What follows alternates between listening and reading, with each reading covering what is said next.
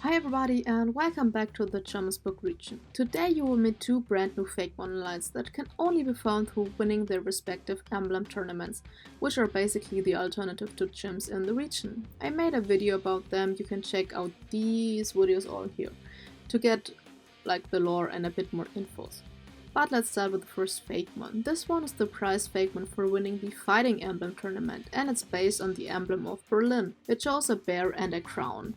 My original idea was to make a very royal looking bear, but I felt like that would have been too obvious and we already have a few Fakemon that cover the royal aspect, so I did something different and like into the other direction. I knew I wanted this to be a fighting type and I tried to connect fighting and the crown motif.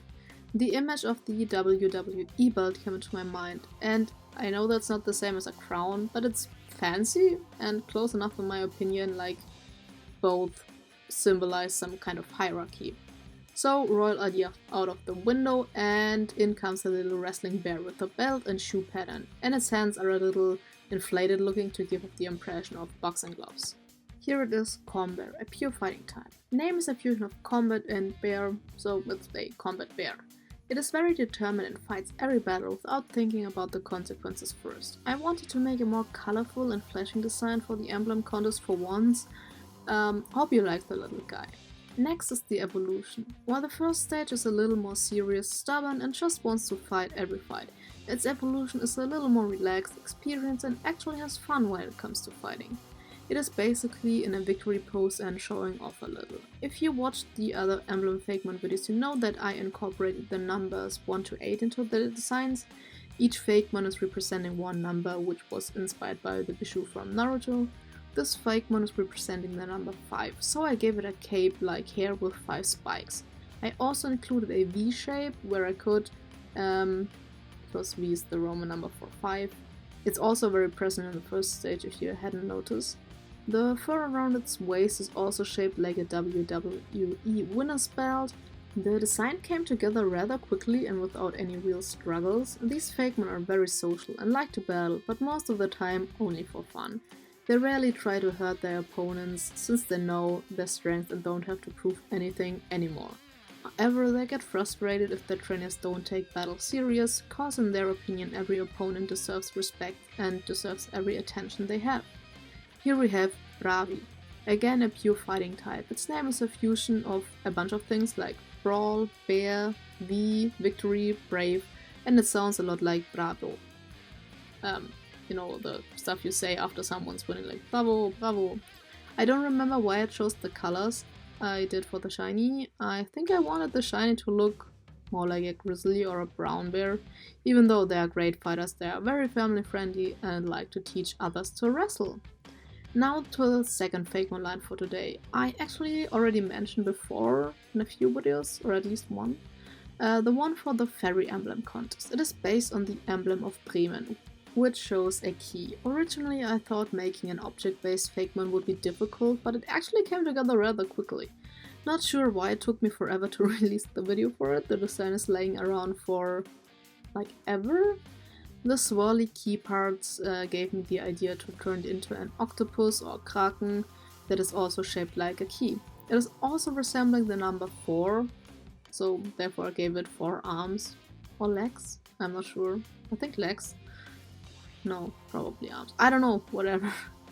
As ornaments, I added these round spots, which are references to the gems on the emblem.